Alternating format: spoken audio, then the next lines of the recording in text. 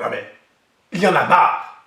Pas moyen de faire une petite fête, d'aller dans un bistrot, de voir des copains. Même la famille, c'est pas possible. Et vous voulez travailler? On vous renvoie chez vous, derrière votre ordinateur. Ou pire, à vous tourner les pouces pendant que votre entreprise est en train de sombrer. Non mais, ces politiciens, ils réfléchissent un peu?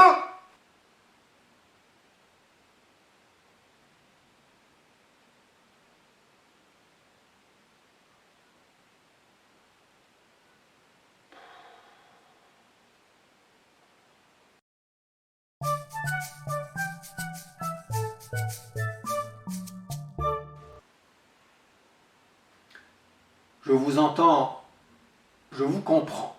Moi aussi, il y a des jours où j'ai vraiment l'impression d'être comme un lion en cage.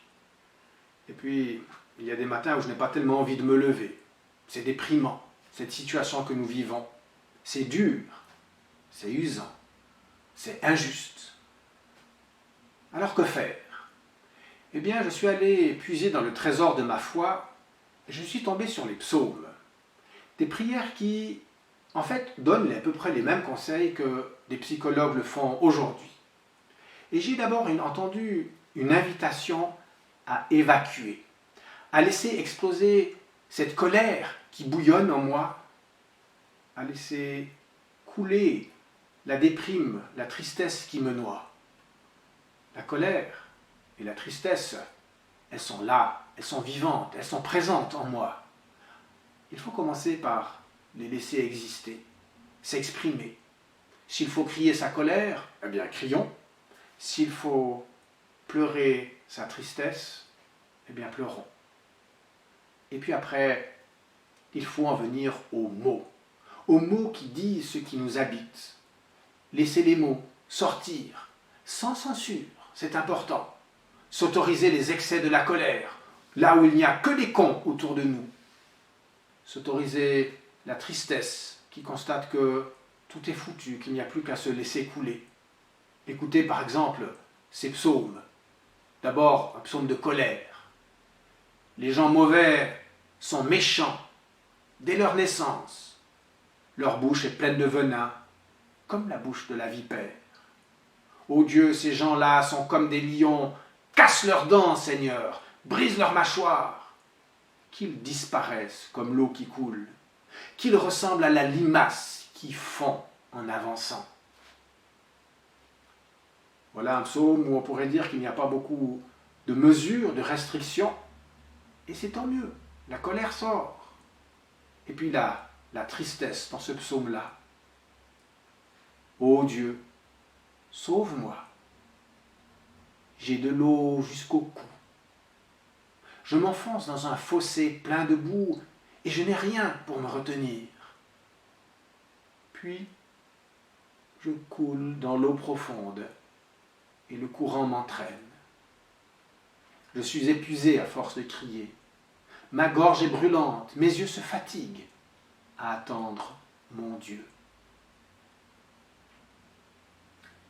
Nos émotions ont besoin d'exister, de s'exprimer, de sortir, comme le disent ces mots-là.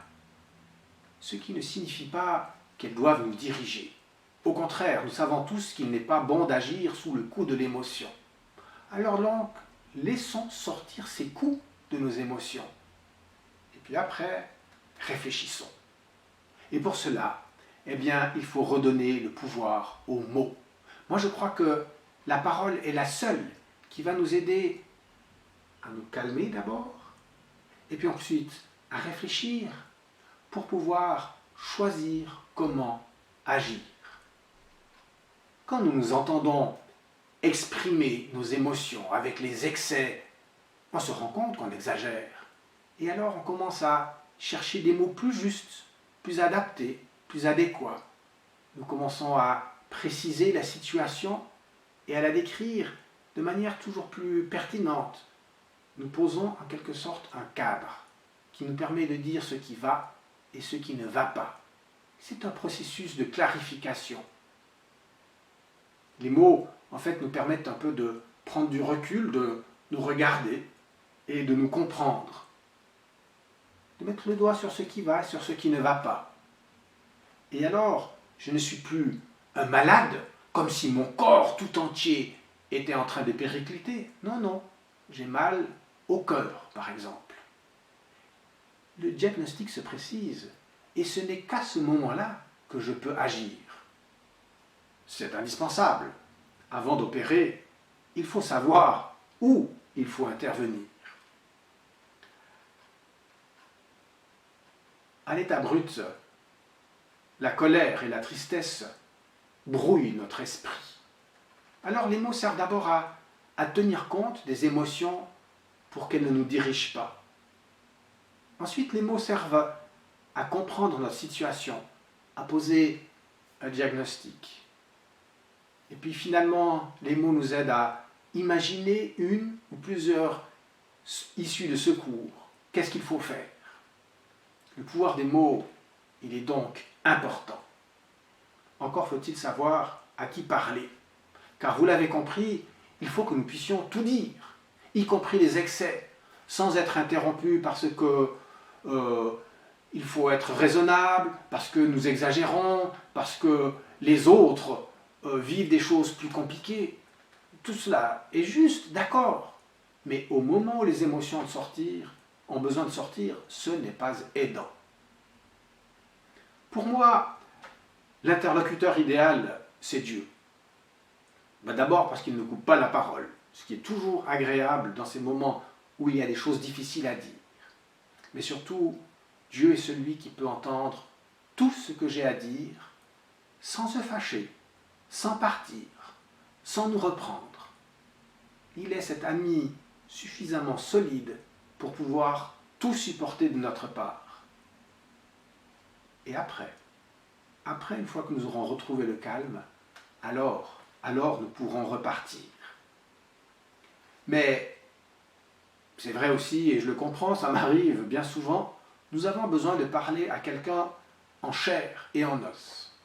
Alors il faut se trouver un ou une amie solide, pourquoi pas un professionnel, bien sûr il y a les psychologues, moi je vous dirais aussi aller parler à votre pasteur, votre diacre, votre prêtre, votre animateur spirituel.